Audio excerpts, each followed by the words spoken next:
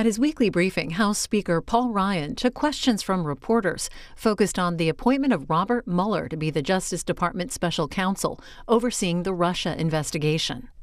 The Speaker said the unfolding situation distracted from his party's legislative agenda and said he still wants to pass an overhaul of the nation's tax code by the year's end. This is 10 Minutes.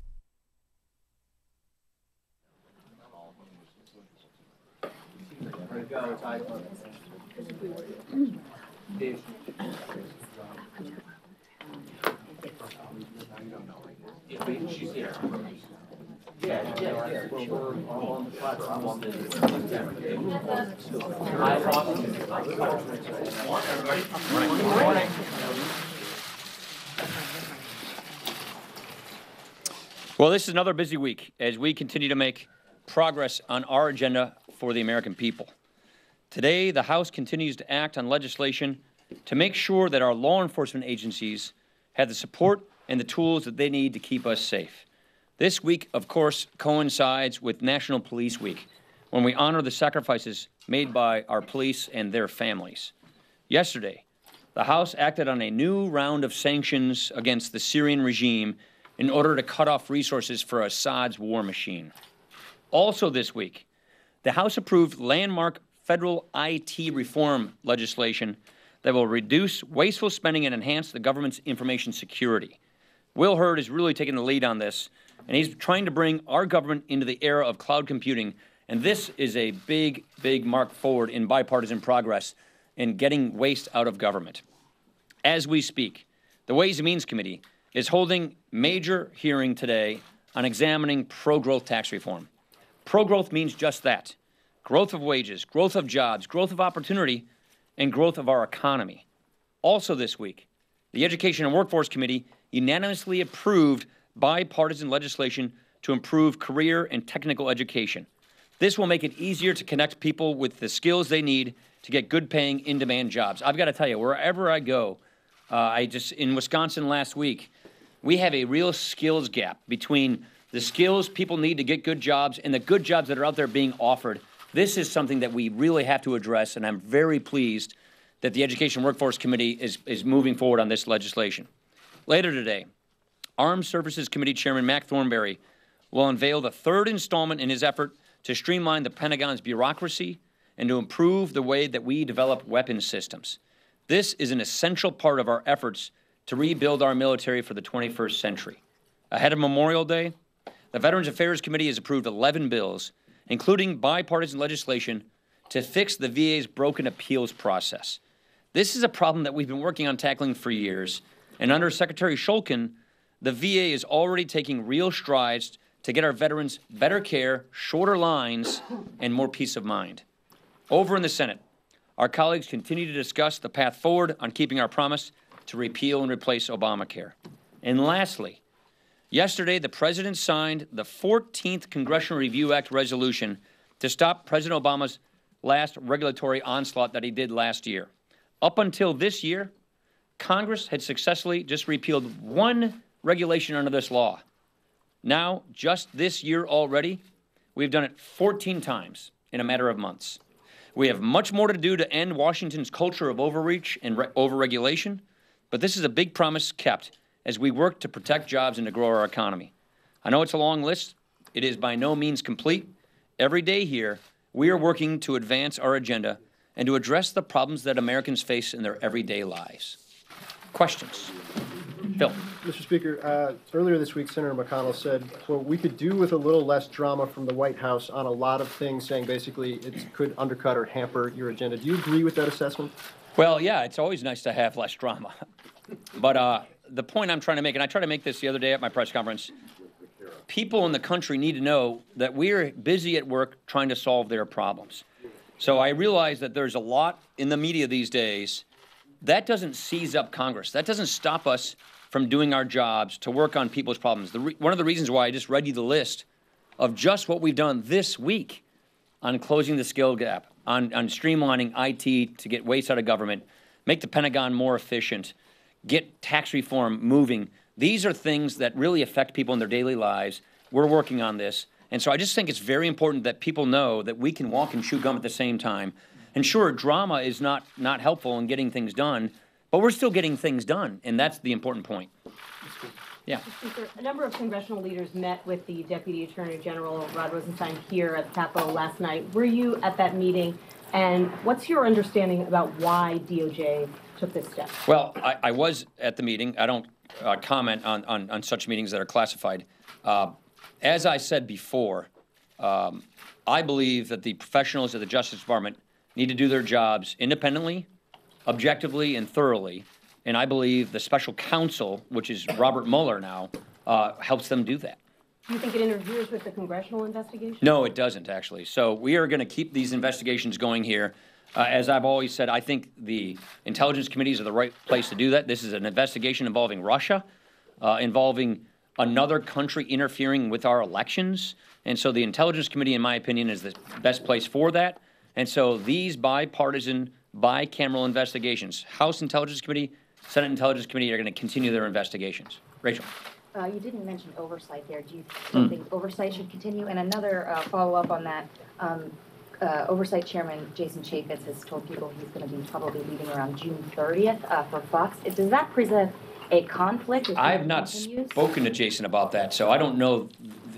He has not told me that, so I have not spoken with the chairman about that. If he is leaving, do you think that he should step aside? I will find out from Chairman Chaffetz what he is doing or isn't doing.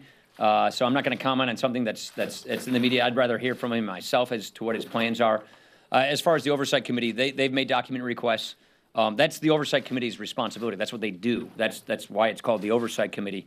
So it's perfectly appropriate that they make these document requests. But as I said, especially with response to intelligence, that's where I think the Intelligence Committee should do their jobs. Chip. Thank you.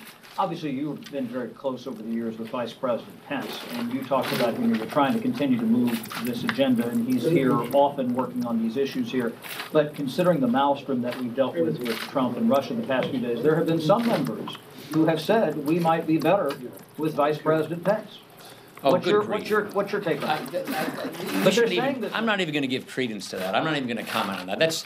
But your members are saying it. There are some members who are saying it. There's not even a point making a comment on that. Yeah. Mr. Speaker, does the appointment of a special counsel, you think, give you some breathing room now at least to go on this agenda? Well, like I said, the appointment of the special counsel, I think, helps assure people and the Justice Department that they're going to go do their jobs independently and thoroughly, which is what we've called for all along. And so I think it was perfectly appropriate to do that. In the meantime, we're going to keep doing our jobs. We're going to keep our Russia investigations going with our intelligence committees. And look what I just described. Energy and, not the Energy and Commerce Committee, the Education Workforce Committee, closing the skills gap.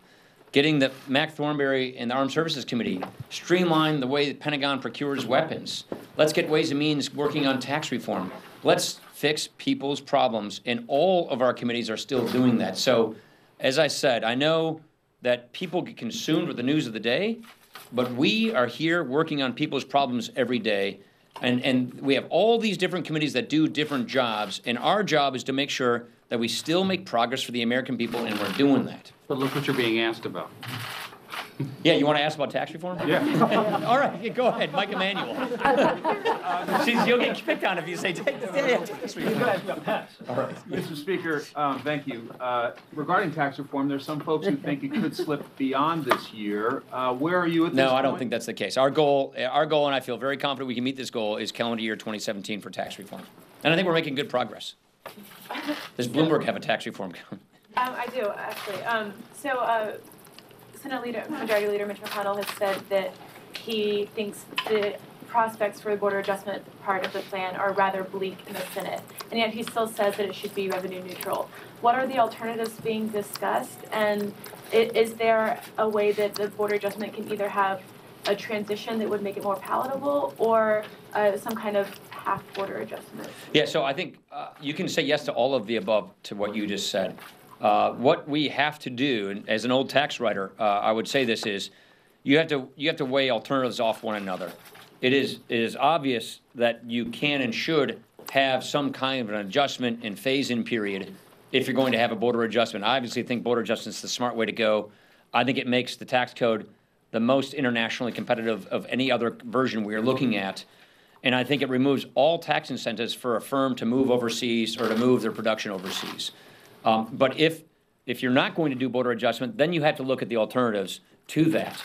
There's always upsides and downsides to alternatives. That's the process we're going through right now. We're going through the process of looking at what is the best way to reform the tax code and to lower tax rates for businesses and to make the American tax system internationally competitive. Right now, it is literally one of the worst tax systems in the industrialized world.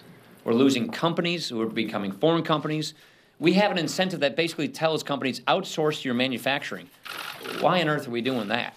So we really believe, this is, again, we're working on this, fixing people's problems, and that is why tax reform is so critical. And I do believe that there are very serious and legitimate concerns to any version of tax reform, and we're going to have to accommodate those concerns as we move to a new tax system. Last question. Yeah. Mr. Speaker, thank you. Lisa from PBS. Two questions. Following up on Rachel's question, can you talk more about, you talked about the Russia investigation. Can you talk about where the questions of Mr. Trump's relationship with Mr. Comey and potential obstruction of justice issues should fall? You said you want to get the facts on that. And then on healthcare, insurers are getting ready to set rates. Yeah. Do you think there's any possibility that whatever comes out of Congress will affect next year, or are we already looking 2 years down the road? Well, I'll defer you to HHS on CSR payments. We have a deadline, I think Monday, if I'm not mistaken. We'll meet that deadline. We'll do a status report with the court. The House Republicans will. That issue is still unresolved. But I would have to defer you to Secretary Price on CSR payments. Okay, but on the question of potential obstruction of justice questions. Oh, yeah. Look, that's what where- investigations are for. You now have a special counsel who will take over that portfolio within the Justice Department. I think it's appropriate. The whole point is to have an independent investigation and follow the facts wherever they may lead. It is premature to prejudge anything at this point, only that we have a process in place. We have a process in place here in Congress, and the administration now has a process in place in the Justice Department. Where I'll does just that have fit to leave here it in at that. Congress, though? Is that part of oversight or intelligence here? I'll leave it up to the committees to determine that. Thank you.